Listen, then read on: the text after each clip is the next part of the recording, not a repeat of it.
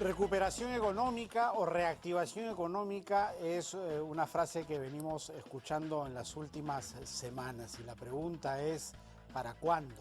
¿Será igual para todos? ¿Será por sectores?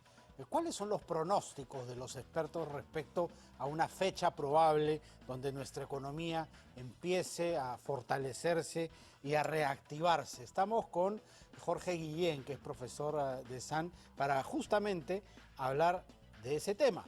Jorge, ¿qué tal? ¿Cómo está? Muy buenas tardes. ¿Qué tal? ¿Cómo están? Buenas tardes. Buenas tardes.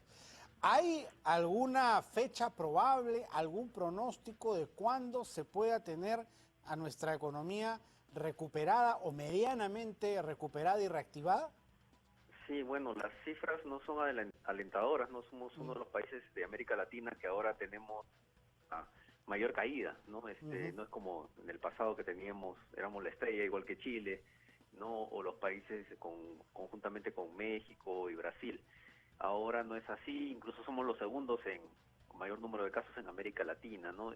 Hay reactivación de ciertos sectores que podrían, de primera necesidad, ¿no? Lo importante es que no haya un rebrote, porque si no regresamos a lo mismo y eso no queremos, ¿no? No vemos todavía aplanamiento. Ahí en el cuadrito se ve un poco las exportaciones, son estacionales, o sea, como que en el último trimestre del año, ahí es donde viene la mayor exportación, sobre todo en el agro y también en pesca, ¿no? Con la harina de pescado. Entonces, podríamos esperar más o menos hacia finales, ahí como sale en la pesca, ¿no? Que es estacional, y ahí se podría ya esperar una señal de reversión de la tendencia, pero este año sí va a haber recesión.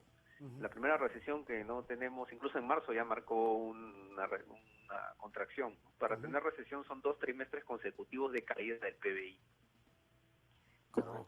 O sea, eso que lo que nos espera para el 2020 de todas maneras. Sí, en 2020 no tenemos un resultado positivo, la recuperación se daría, más que nada se ve ahí los metales cómo están cayendo, ¿no? Es más bien oportunidad de comprar metales, de invertir en metales o en petróleo. El próximo año ya se vería el rebote, por rebote estadístico también, porque es como te sacas una nota mala, ¿no? Es un 0,5, ya tocaste fondo, ya no puedes estar peor. El otro año va a tener que ser mucho mejor que este. Bueno, mejor comparándolo con este, pero Así es, por eso se ve el el rebote, ¿no? estándar, la base no es muy alentadora tampoco. O sea, Claro, es ahí donde se ve el rebote, porque te va a ir mucho mejor el próximo año estadísticamente, o sea, vas a tener un crecimiento ahora, de un dígito fuertes. claro.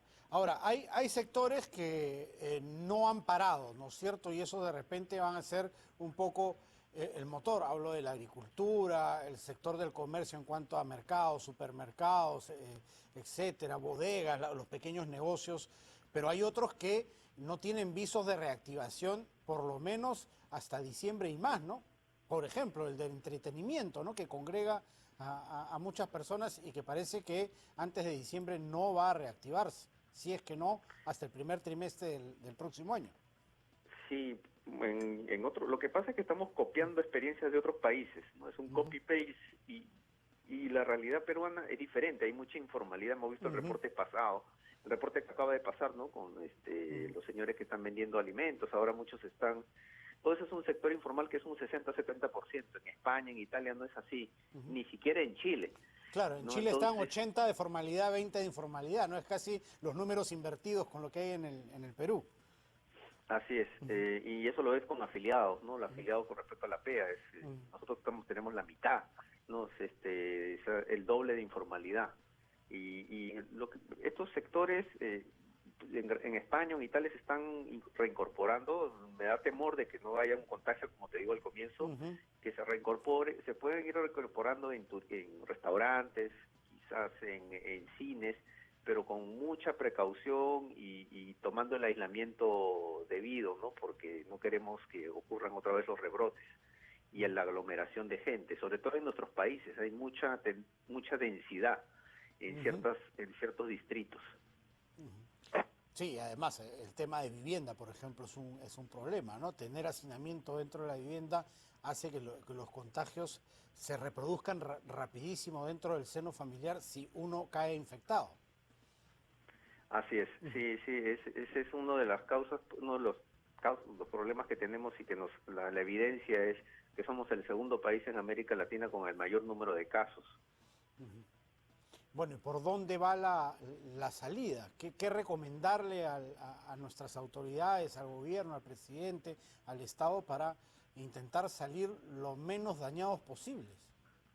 Sí, las focalizaciones de los bonos, ¿no? Ya se está empezando a trabajar porque a veces se da un poco a la gente que no merece y no se le da a la gente que merece. La identificación y la focalización y la evaluación de los impactos de las políticas del sector público, ya ahora que deberíamos tener un barrido de encuestas, ¿no? De información. Por ejemplo, Google tiene información diaria por varios países, incluso Perú, donde se puede verificar cuál es el bienestar o cómo va el nivel de ingresos de las familias, porque hubiera sido, claro, es un poco difícil, ¿no? Acceder a poblaciones donde no existe, donde es informal y no existe, no es un NN, un bono universal o algún subsidio que permita pues que no tenga este es el dilema que está en el gráfico, ¿no? Bueno. Aplanamos la curva, martillamos, pero con las consecuencias negativas en la economía.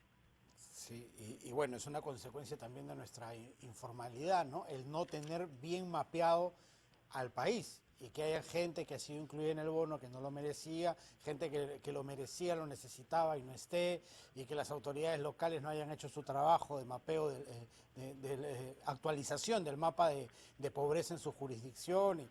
Y bueno, es todo Sí, parte de nuestra informalidad y nuestra es, es un baja poco capacidad de gestión, ¿no? es un poco curioso e interesante porque Chile hace unos meses atrás estaba muy descontenta con su modelo económico porque tenía mucha desigualdad, que no tanto como la de Perú, y no tenía informalidad. O sea, nuestra informalidad fue como un motor de crecimiento y un alivio frente al descontento, porque había gente mucha gente informal que tiene mucha liquidez, sectores C y D de la economía, y no pagan impuestos, pero tienen bastante liquidez. Hay distritos que tienen casas grandes, ¿no? Y van a comprar a Megaplaza, Plaza Norte, pero ahora justamente son los más golpeados. Ahora ya no es, ahora es al revés, ¿no? Ahora esos son los sectores pero son los sectores que se pueden también por sí solos tienen bastante iniciativa como para poder sobrevivir, porque tienen el instinto de sobrevivencia, ¿no? Y el chip de innovación.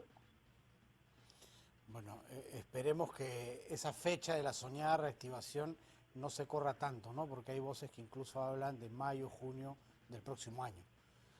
Sí, sí, esperemos que no, porque en realidad no es el famoso, lo que están diciendo muchos, ¿no? O me muero del virus o me muero de hambre, ¿no? Sí. Porque tienen que trabajar. Claro, hay gente que vivía al día y el día 15 de marzo se dio el estado de emergencia y el día 16 ya no tenían plata en el bolsillo, ¿no? Ya no tenían que comer, ya han tenido que salir porque de hecho que de hambre sí te mueres, ¿no? Hay la esperanza de que al salir a buscar el sustento no te contagies, y es una posibilidad. Sí, así es. Sobre todo, muchas de esas empresas informales, no tienen regulación laboral, entonces despiden a diestra y siniestra. En cambio, las más grandes están reguladas por SUNAFIL y tratan de cuidarse de no cometer alguna infracción contra el trabajador. Ojalá que sea la oportunidad también para ayudar a formalizarnos en algo, ¿no? A dar algunos anzuelos, algunos ganchos desde el Estado para quien pase de la informalidad a la formalidad tenga algún tipo de incentivo, de beneficio, de bono, de sustento, llamémoslo como queramos. Sí, y aprender un poco el Estado también, porque no hemos tenido muchos problemas en gasto de salud, en participación de ejecución de gasto, a pesar de que hemos tenido dinero, y ha tenido que llegar esto para darnos cuenta de que sí, pues nuestro Estado no estaba preparado para ser un buen gestor, ¿no? Perfecto, muchísimas gracias Jorge por atendernos. Gracias a ti. Jorge Guillén, profesor de SAN, ha estado con nosotros. Cerramos nuestro bloque económico.